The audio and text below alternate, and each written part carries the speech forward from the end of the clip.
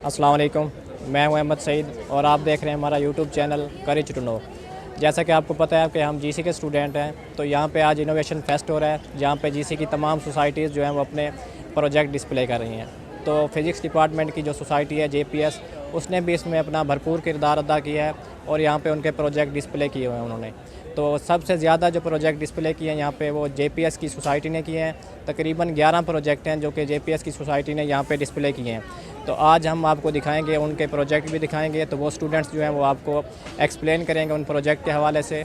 चलते हैं उन प्रोजेक्ट की तरफ और स्टूडेंट आपको वो प्रोजेक्ट एक्सप्लेन करेंगे। अस्सलाम वालेकुम। हम जीसी यूनिवर्सिटी इसी यूनिवर्सिटी के स्टूडेंट्स हैं। हमारा फर्स्ट सेमेस्टर है, बीएस फिज़िक्स के स्टूडेंट्स हैं हम फर्स्ट सेमेस्टर के। तो ये हमने प्रोजेक्ट बनाया है। इसमें ये है कि ये हमारी वर्टिकल विंड मिल्स हैं, इससे हमारी विंड एनर्जी से इलेक्ट्रिसिटी प्रोड्यूस होगी। इसको अगर हम इसको हल्का सा भी मूव करेंगे तो हमारे पास इलेक्ट्रिसिटी प्रोड्यूस होगी।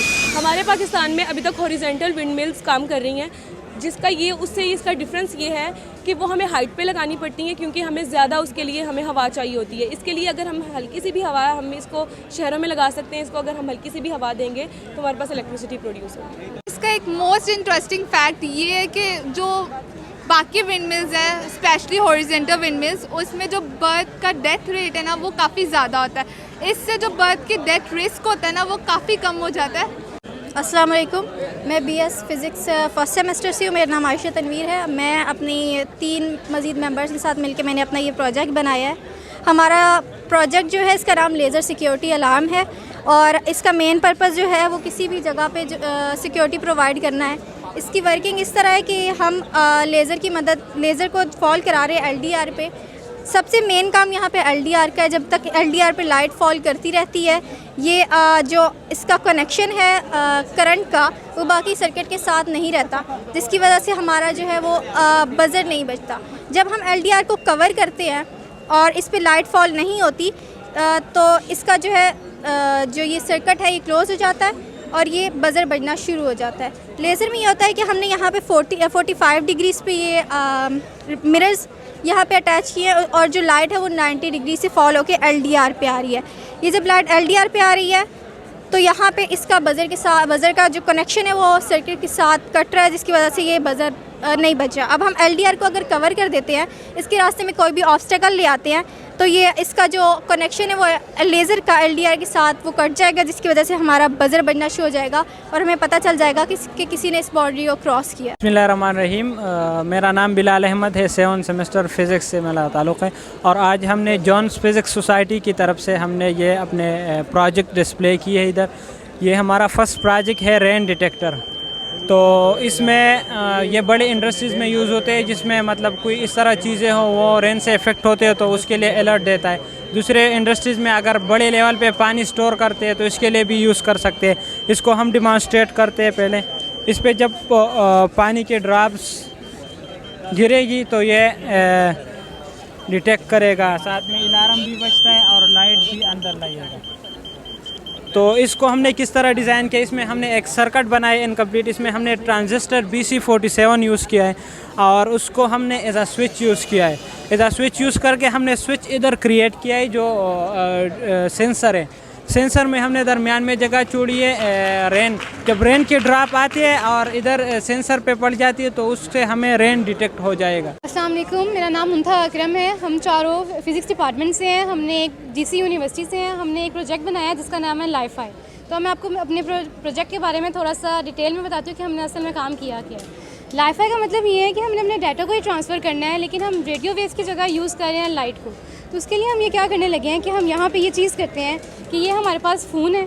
इसके साथ जब हम यहाँ पे इस कोक्सियल केबल से, यानी हैंड फ्री केबल से, जब यहाँ से हम इसको इनपुट देते हैं तो ये जो हमारी LED लाइट्स हैं ये ग्लो करती हैं। यानी इसके अंदर हमने जो मेन काम किया है वो क्या किया है कि हमने अपने डाटा को कन्वर्ट कर दिया है लाइट के अंदर। तो इसके अंदर जब ये लाइट में कन्वर्ट हो चुका है तो आगे हमने लगाया हुआ है सोलर पैनल। अब आपके समझ में आएगा कि सोलर पैनल ने तो एक मेन चीज़ करनी है, उसने कन्वर्ट करना है लाइट एनर्जी को इलेक्ट्रिकल एनर्जी में।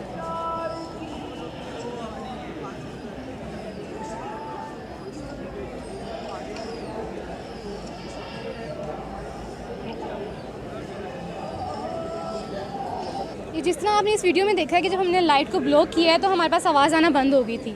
यहाँ पे क्योंकि हमने यहाँ पे नीचे स्पीकर लगाया हुआ है, इस वजह से हमारे पास आवाज़ आती है, जो हमारे पास लाइट एनर्जी है वो इलेक्ट्रिकल एनर्जी में कन्वर्ट हो जाती है। अस्सलाम वालेकुम, मेरा नाम मोहम्मद काशिफ रज़ा है और मैं government college university Lahore department of physics third semester से हूँ। मॉर्निंग के ये मेरी टीम है चारों, और आज हमारा यहाँ पे साइंस एक्सपो में आने का मकसद है द सीबेक इफ़ेक्ट को एक्सप्लेन करना है। द सीबेक इफ़ेक्ट जो है एक्चुअल में ये दिया था 1821 में जर्मन फिज़िस्ट था थॉमसन सीबेक। उसने ये प्रोजेक्ट दिया था, उसने ये पास्टुलेट दिया था कि जब दो सिमिलर मेटल्स होती हैं उनमें आपने टेम्परेचर का डिफरेंस क्रिएट करवाना है।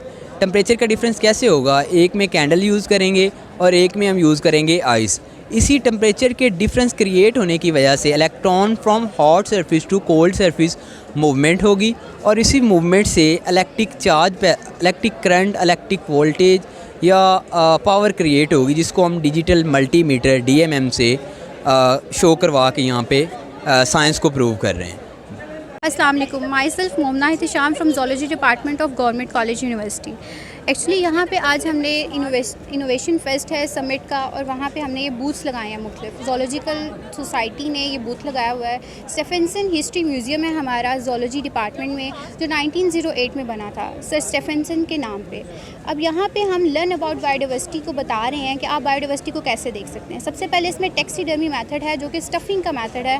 हम कैसे इनको प्रिजर्व करते हैं। ये सारे एनिमल लाइव हैं, किसी ज़माने में ज़िंदा थे। हमने इसको किस तरह प्रिजर्व किया है कि हमने टैक्सीडर्मी में यहाँ से इनको कट लगाया है, और यहाँ से कट लगाने के बाद इनके अंदर जो प्रोटीन्स और बोन्स वगैरह हैं उनको रिमूव कर दिया, गोश्त और हड्डियों को रिमूव कर दिया है। और उसके अंदर फिर हमने साथ साथ एथेनॉल, अल्कोहल, बोरेक्स और फटकरी जैसे केमिकल्स को इस्तेमाल करते हुए उसको प्रिजर्व किया है ताकि वो गले सड़े ना। उसके बाद इसके अंदर हमने स्टफिंग कर दी है रुई वगैरह की, इसके अंदर स्टफिंग होगी। अब आप सोच रहे होंगे जब इसके अंदर से बोन्स वगैरह हमने रिमूव कर दिए हैं तो हाउ ये किस तरह से स्पोर्ट में है। तो हम इसके अंदर वायर्स वगैरह का यूज़ करते हैं। कहीं पे मोटी वायर्स का यूज़ होता है, कहीं पे उनकी विड्थ जो है वो चेंज होती जाती है। उस हिसाब से हम इसको जिस एंगल में हमने इसको शेप देनी होती है, जैसे ये टेल हमने इस तरह मूव की हुई है। अगर हमने प्रेडेटर प्रे रिलेशन शो करवाना है, इसके हमने विंग्स को ओपन किया हुआ है, तो वो हमने अपनी ही जो हमारी है उसके अकॉर्डिंग हमने उसको जो है वो किया हुआ है। एक्चुअली इस बूथ का मकसद ये है कि हम बता रहे हैं कि जैसे ये स्पाइनी आंट ईटर है, ये पाकिस्तान में बहुत कम पाया जाता है और इसकी बहुत ज़्यादा ज़रूरत है। इसके स्केल से मेडिसिन बनती हैं, अस्थमा की, ऑस्टियोपोरोसिस की और हड्डियों की मेडिसिन बनती हैं। तो ये एक साल में कोई 2 लाख जो है वो शिकार हो रहे हैं। तो हमने अगर इसका यूज़ करना है तो इनको इंट्रोड्यूस भी कराना है और इनका ख्याल भी रखना है, और क्योंकि ये न्यूट्रिएंट्स में भी बहुत ज़्यादा जो है वो फ़ायदेमंद होते हैं। इसके अलावा ये आप हेयर और रैबिट को देख रहे हैं, इनमें क्या फ़र्क है, साइंस की स्टडी में किस तरह हमारे लिए हेल्पफुल हो सकते हैं, स्टूडेंट्स को बताने के लिए हम ये चीज़ें प्रिजर्व करते हैं। इनके हेयर्स में ये हमारे पास वाइल्ड में पाया जाता है, वो हमारे पास डोमेस्टिकेटेड है। इसके ईयर्स में फ़र्क है, इसके हाइंड लिम्स उसमें फ़र्क है। ये इसके ईयर्स आप देख सकते हैं बड़े हैं, उसके छोटे हैं। इसके स्नाउट के हिस्से में फ़र्क है। तो ये सारी चीज़ें स्टूडेंट्स को स्टडी के पर्पज़ के लिए और ये बताने के लिए कि एक नेचुरल हैबिटेट है जिसको आपने कायम रखना है। जैसे बर्ड्स वगैरह को, हम कबूतर वगैरह को आजकल दाना डाल के उनका हैबिटेट जो है वो ख़राब कर रहे हैं। वो इंसानों के ऊपर डिपेंड कर रहे हैं, हालांकि उनका जो हैबिटेट है वो उनको खुद अपनी खुराक हासिल करनी चाहिए। तो ये जो चीज़ें हैं ये बहुत ज़रूरी हैं और आपको बायोडाइवर्सिटी के बारे में लर्न करना चाहिए। Thank you so much. अस्सलाम वालेकुम, मेरा नाम है मोहम्मद फराज इकबाल। मैं हूँ BS physics third semester morning से। ये मेरी टीम है, शाहजहान, हीरा और अहमद। आज हमने प्रेजेंट किया लाइगो इंटरफेरोमीटर। इसका प्रिंसिपल है Michelson interferometer. Real live light की इंटरफेरेंस पे वर्क करता है, और ये इसका वर्किंग मॉडल है एनिमेटेड में।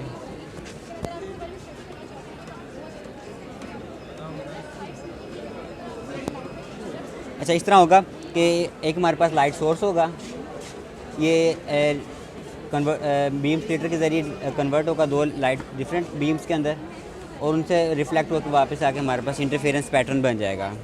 इन नॉर्मल कंडीशंस हमारे पास जो डाइकोर फ्रिंजेस बनेगी, फ्रिंजेस कांस्टेंट होंगी।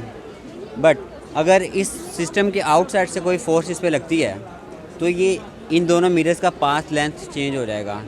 उन पाथ लेंथ को चेंज करने के लिए हमने इंस्ट्रूमेंट बनाया है। अब वो कौन कौन सी ऐसे फैक्टर्स हो सकते हैं जो इनको चेंज कर दें, वो जो भी होगा आउटसाइड ऑफ अर्थ होगा।